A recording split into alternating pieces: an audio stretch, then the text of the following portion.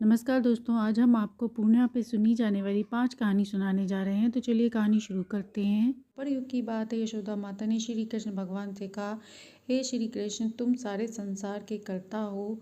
आज कोई ऐसा व्रत बताओ जिसे करने से मृत्यु लोक में भी विधवा होने का भय न रहे तथा यह व्रत सभी कामनाओं को पूर्ण करने वाला हो। तब श्री कृष्ण भगवान ने कहा, माता, आपका यह प्रश्न अति उत्तम है। मैं ऐसा व्रत सविस्तार कहता हूँ जिसे सौभाग्य की प्राप्ति के लिए स्त्रियों को 32 पूर्णिमा का व्रत करना चाहिए। यह व्रत अचल सुहाग व संपत्ति प्रदान है। तब माता ने कहा, हे श्री कृष्ण, यह व्रत किसने किया, मुझे विस्तार पूर्वक कहो। श्री कृष्ण भगवान बोले, कार्तिक नगरी में धनेश्वर नाम का एक ब्राह्मण रहता था। वह अपनी पत्नी के साथ नगर में रहते थे। दोनों के पास पैसे की कोई कमी नहीं थी, परंतु बस उन्हें एक ही दुख था कि उनके कोई संतान नहीं थी। एक समय की बात है कि एक योगी आए और वहाँ सभी के घर से भिक्षा लेकर जाते थे, पर उनके घर से कोई भिक्षा नहीं लेते थे। एक दिन धनेश्वर ने पूछा, महाराज, आप सबके घर से भिक्षा लेते हैं पर मेरे घर से नहीं लेते हैं। मेरे साथ ऐसा क्यों करते हैं, क्या कारण है? तब योगी ने कहा, निसंतान के घर भिक्षा जो कोई लेता है वह भी पतित हो जाता है। क्योंकि तुम निसंतान हो, इसलिए मैं तुम्हारे घर से भिक्षा नहीं लेता हूँ। धनेश्वर यह बात सुनकर योगी के पैर पकड़कर रोने लगा। तब उसने कहा, आप मुझे इसका कोई उपाय बताएं। आप सर्वज्ञानी हैं। धन की मेरे पास कोई कमी नहीं है, पर मेरे पुत्र की कामना को आप पूर्ण करें। तब योगी ने कहा, हे ब्राह्मण, तुम चंडी माँ की आराधना करो। घर आकर उसने अपनी पत्नी को सारा विस्तार बताया और आराधना करने जंगल में चला गया। चंडी माता ने प्रसन्न होकर 16वें दिन उसे सपने में दर्शन दिया और कहा, हे धनेश्वर, जा, तेरे पुत्र होगा, परंतु वह 16 वर्ष बाद मृत्यु को प्राप्त हो जाएगा। यदि तुम दोनों पति पत्नी 32 पूर्णिमा का व्रत करोगे तो वह दीर्घायु हो जाएगा। जितनी तुम्हारी सामर्थ्य हो उतने आटे के दीपक बनाकर शिव जी का पूजन करो। 32 पूर्णिमा पूर्ण कर लेने पर तुम्हारे अवश्य संतान हो जाएगी। अगले दिन प्रातः उठकर एक आम का वृक्ष दिखाई देगा। उस वृक्ष को ऊपर जाकर शीघ्र ही एक फल ले लेना। अपनी पत्नी को सारा हाल बता देना। स्वच्छ हो जाए तो उसे यह फल खिला देना। शंकर भगवान की कृपा से वह गर्भवती हो जाएगी। अगले दिन ब्राह्मण को आम के वृक्ष पर एक फल दिखाई दिया। उस ब्राह्मण ने पेड़ पर चढ़कर फल तोड़ना चाहा, लेकिन वह निरंतर प्रयास के बाद भी वह फल नहीं तोड़ सका। उसने भगवान गणेश का ध्यान किया और कहा, हे रिद्धि सिद्धि के दाता, आप सर्वज्ञानी हो, सभी को सब कुछ प्रदान करते हो, आप मुझे भी पुत्र प्राप्ति का आशीर्वाद दें। यह कहकर वह घर आया और घर आने के बाद उसने वह ऋतु फल अपनी पत्नी को खिला दिया। देवी माता की कृपा से उसकी पत्नी गर्भवती हो गई। कुछ समय बाद उसे एक पुत्र की प्राप्ति हुई जिसका नाम देवी दास रखा गया। माता पिता को हर्ष उल्लास था। वह बालक सर्वगुण संपन्न था। दुर्गा जी की कृपा से उसकी माता ने 32 पूर्णिमा का व्रत आरंभ कर दिया। 16वें वर्ष लगते ही उसके माता पिता को उसकी मृत्यु की चिंता होने लगी कि कहीं इस वर्ष उसकी मृत्यु ना जाए। इसलिए उन्होंने उसके मामा को बुलाकर कहा कि इसको विद्या ग्रहण करने के लिए काशी ले जाएं और साथ ही तुम भी उसके साथ चले जाओ। 1 वर्ष बाद इसे वापस ले आना। तब वह बालक अपने मामा के साथ चला गया। धनेश्वर ने माता की आराधना व 32 पूर्णिमा का व्रत करना आरंभ कर दिया था। इस प्रकार बराबर 32 पूर्णिमा का व्रत किया। कुछ समय बाद मामा भांजे मार्ग से वापस आने के लिए किसी ग्राम में ठहरे। उसी ग्राम में एक ब्राह्मण की अत्यंत सुंदर सुशील कन्या का विवाह होने वाला था। उसी धर्मशाला में दोनों ठहरे थे तो लग्न के समय लड़के की तबीयत खराब हो गई। तब उसने धर्मशाला में देवी दास को देखा तो उसके पिता ने चाहा कि यह मेरे पुत्र जैसा ही है, क्यों ना इसके साथ कुछ विवाह की रस्में करा दूं, बाद में अपने लड़के के साथ विवाह हो जाएगा। लड़के के पिता ने मामा से पूछा, कहा, तुम थोड़ी देर के लिए अपने भांजे को हमें दे दो, जिससे कुछ समय तक काम चल जाएगा और विवाह की रस्में हो जाएंगी। तब मामा ने कहा, यदि विवाह के समय जो सामान मिलेगा वह हमें दे देना।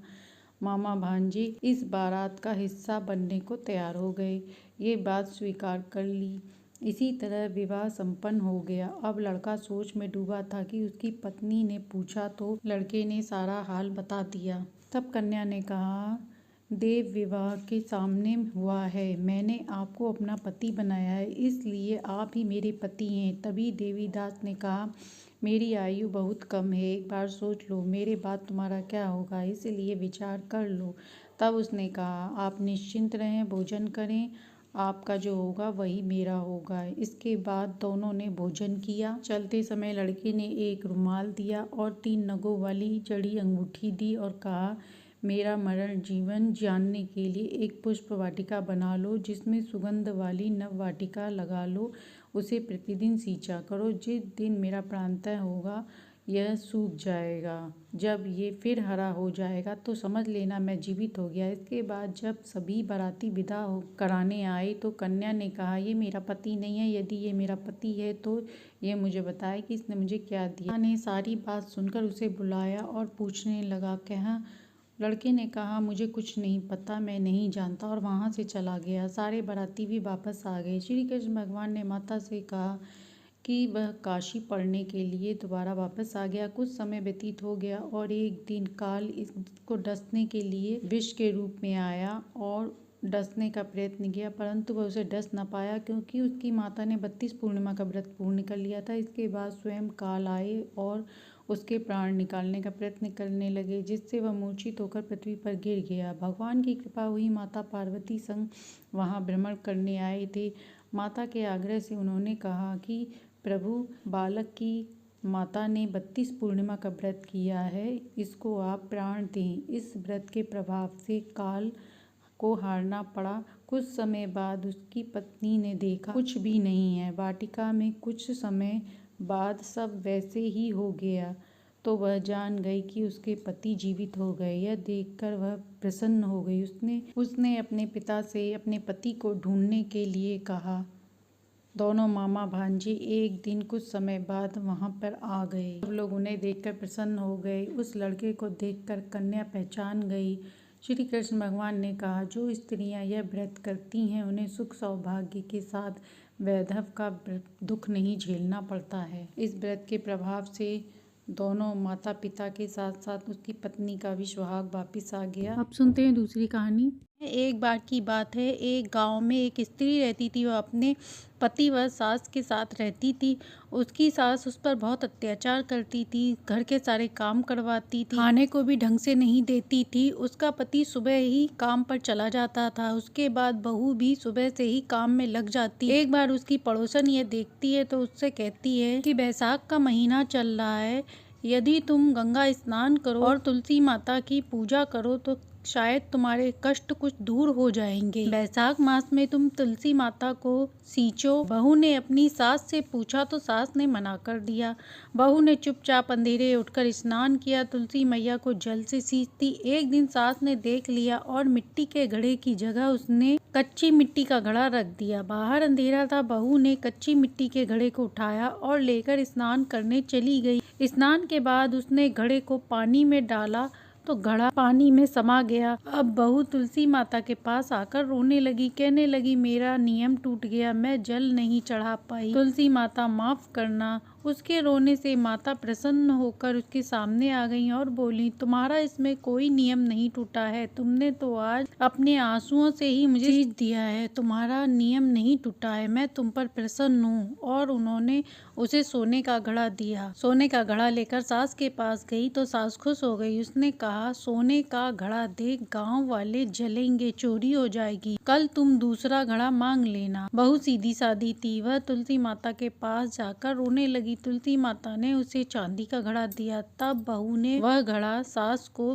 फिर से दे दिया तो उसने फिर से वही बात कही और घड़ा रख लिया, दूसरा घड़ा लेने को कहा। अब बहू फिर से तुलसी माता के पास आकर रोने लगी और सारी बात बता दी। तब तुलसी माता ने कहा, तेरी सास का लालच खत्म नहीं हो रहा, तू मिट्टी का घड़ा ही लेकर जा। अब बहू सास के पास मिट्टी का घड़ा लेकर गई तो सास गुस्सा हो गई और बोली, तुलसी माता के पास इतना ही धन था, क्या फायदा उनकी पूजा करने से। उसने बहू से कहा, इस घड़े को लेकर वापस कर आना। जब तुलसी माँ प्रकट हुई और बोली, तुम्हारा लालच खत्म नहीं हो रहा है। तब उसकी सास ने माता को देखा तो वह अचंभे से रह गई और माता से माफी मांगने लगी। उसने बहू से भी माफी मांगी, उसे अपनी गलती पर पछतावा हुआ। तब माता ने उसे दोनों सोने और चांदी के घड़े दे दिए और आशीर्वाद दिया। अब सुनते हैं तीसरी कहानी।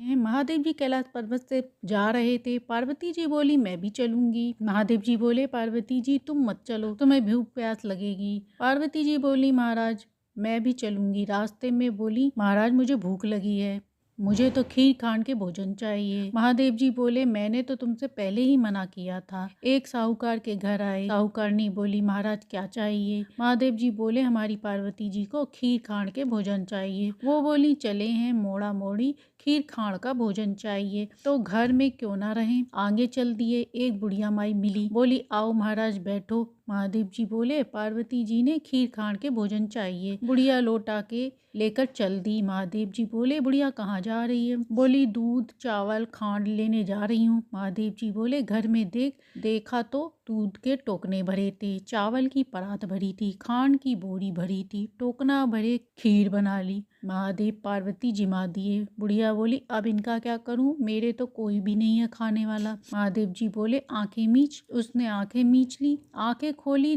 तो देखा खूब परिवार हो रहा है। अब बोली महाराज कहाँ रखूं। महादेव जी ने झोपड़ी की लात मारी, महल हो गया। अब खीर टोकरे भर भर के बांटने लगी। साहूकारनी के गई, बोली तेरे खीर कहाँ से आई। बुढ़िया बोली महादेव पार्वती जी आए थे, मेरा धन तेरे के गए, मुझे कुछ भी ना रहा। अब वो भागी चली गई। मोड़ा मोड़िया ठहरिया, बोली मेरा धन उसको क्यों दे दिया। महादेव बोले मैंने तो करी, तेने ना करी। उसने हाँ करी, उसके हाँ हो गई। मैंने तो ना उठाया था ना डाला, पकड़ के खड़ी हो गई। महाराज को दो। बोले तेरे घीलड़ी में घी रहेगा, तेलड़ी में तेल रहेगा, काम तेरा रुकेगा नहीं, धन तेरा जुड़े ना। जैसे बुढ़िया ने आई वैसे महादेव भगवान सबको आना कहते थे, हुकारा भरते सबके घर में सुख शांति समृद्धि थी। अब सुनते हैं चौथी कहानी। एक गांव में एक सेठ रहता था। वह इतना कंजूस था कि वह हर चीज में पैसा बचाने की ही सोचता था।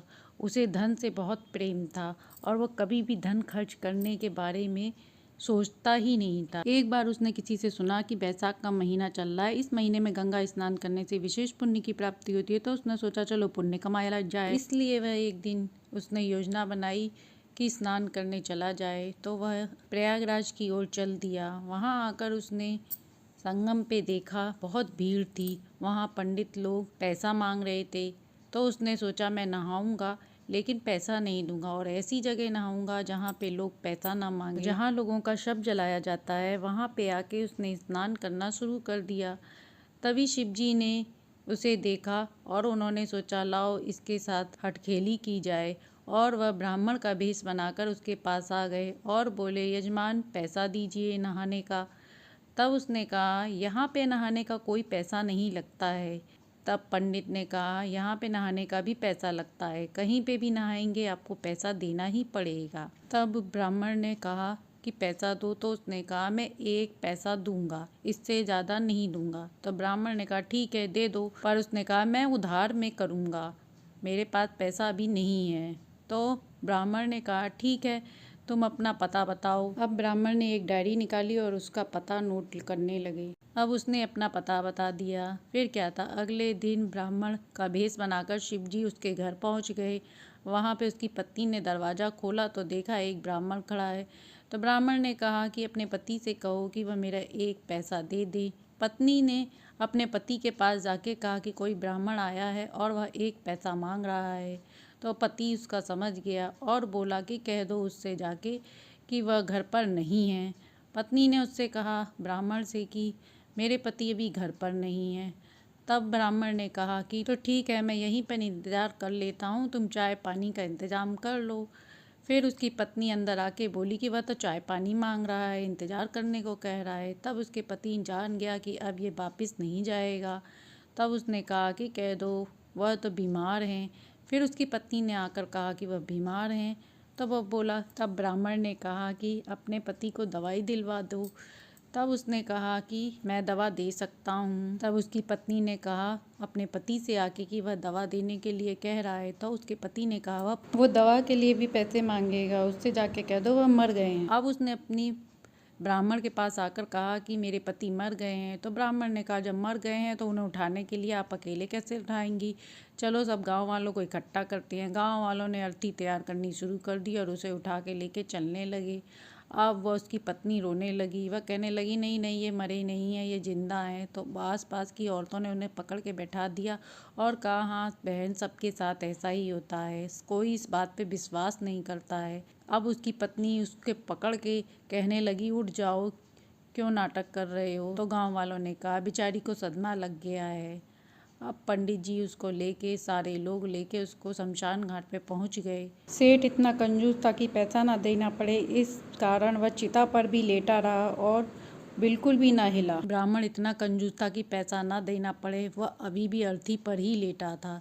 अब पंडित जी कहते हैं कि लगता है ये इतना कंजूस है कि अब अर्थी पे फूंक जाएगा फिर भी नहीं उठेगा। तो उन्होंने कहा कि अब तो उठ जाओ भाई, जब दुनिया मुझे भांग धतूरा चढ़ाती है तो मैं उससे प्रसन्न होता हूँ, पर मैं तेरी कंजूसी से इतना प्रसन्न हो गया हूँ कि तुझे जो चाहिए मांग ले। तो जैसे ही उसने सुना तो वह उठ के बैठ गया और बोला, कुछ देना ही है तो मेरा 1 रुपया जो मैंने तुम्हें देना है उसे तुम माफ कर दो। तब शिव जी अपने भेष में आ गए और उन्होंने कहा, ठीक है, मैंने तुझे 1 रुपया माफ किया। क्योंकि सेठ ने गंगा स्नान किया था, इसलिए शिव जी उससे प्रसन्न हुए थे। तो ये थी पूर्णिमा पे सुनी जाने वाली 4 कहानी। अब सुनते हैं 5वीं कहानी। एक समय की बात है, एक बार माता पार्वती शिव जी के पास गईं और कहा कि हमें रसोई की आवश्यकता है। तो शिव जी ने कहा कि हमें इसकी क्या आवश्यकता है, भोजन तो एक प्रकार की आसक्ति है, प्राणी को हर प्रकार की आसक्ति का त्याग करना चाहिए। यही ब्रह्मा जी और विष्णु जी का कथन है। माता पार्वती को यह सब बड़ा अपमानजनक लगा, इसी कारण उनका मतभेद हो गया और कहा कि हे प्रभु, जब आपको हमारी आवश्यकता ही नहीं तो मैं आपके साथ क्यों रहूं। यह कहकर अंतर्ध्यान हो गईं। थोड़ी देर बाद माता वहां से चली गईं और शिव जी ध्यान मग्न में हो गए। थोड़ी देर बाद शिव जी की आंख खुली तो देखा सभी देवी देवता भूख से तड़प रहे थे। तब उन्होंने कहा कि हे प्रभु, पृथ्वी देवलोक में एक अन्न का दाना नहीं है, कृपया आप हमारी भूख शांत करें। माता जी लुप्त हो जाने पर शिव जी के पास भी एक अन्न का दाना नहीं रहा। तब वह स्वयं असहाय होकर ब्रह्मा जी के पास गए और विष्णु जी से पूछा। सभी को असमर्थ पाया गया। भगवान त्रिदेव खाने को ढूंढने निकल पड़े। वहाँ न कंदमूल था, न स्वर्ग में कुछ मिला। सभी लोग दुखी हो गए क्योंकि बेजान हो गए थे कि जिस भोजन को उन्होंने असक्त कहा था वह संसार में सभी के लिए कितना अनिवार्य है। तभी शिव जी को एक अघोरी बाबा मिला। उसने शिव जी को अघोरी जानकर कहा, अघोरी, तुम काशी जाओ, वहाँ एक दिव्य स्त्री है जो भूखों को खाना खिलाती है, वह तुम्हारी भूख को भी शांत कर देगी। भगवान शिव जी समझ गए और तुरंत काशी पहुंचकर देखा माता अन्नपूर्णा स्वरूप स्वयं पार्वती, सरस्वती, लक्ष्मी जी तीनों स्वरूप के प्रभाव से विराजमान बैठी हैं। वह बैगनी व भूरे रंग के वस्त्र पहनी थी। सभी प्राणियों को वह भोजन प्रदान कर रही थी। सभी भूखों से ग्रस्त थे। भगवती ने शिव जी को देखकर मुस्कुराने लगी और कहा, यह सत्य है, आप और ब्रह्मा भूख के बंधन से नहीं बंधे हैं, पर जिसने बंधन से बंधे हैं वह स्वधा से ग्रस्त होते हैं। इसलिए भोजन उनके लिए उतना ही आवश्यक है जितना आपके लिए। भक्ति शिव जी समझ गए। देवी ने कहा, शिव जी को 3 बार चावल का दान दिया। पहली बार चावल के रूप में हावी व स्वाहा थी, दूसरी बार अन्न धन कंदमूल थे, तीसरी बार चावल रूप में मांस मदिरा जलवायु प्राप्त किए। ये तीनों लोक के प्राणियों के लिए थे। इस देवी को अन्नपूर्णा का नाम देकर उनकी खूब स्तुति की गई। आज भी देवी अन्नपूर्णा के नाम से वाराणसी में मंदिर विद्यमान है। तो प्रेम से बोलिए अन्नपूर्णा माता की जय हो। तो ये थी अघन पूर्णिमा पे सुनी जाने वाली 5 कहानी, जिसे सुनने से सुख सौभाग्य में वृद्धि होती है। कहानी अच्छी लगी हो तो लाइक एंड सब्सक्राइब करें।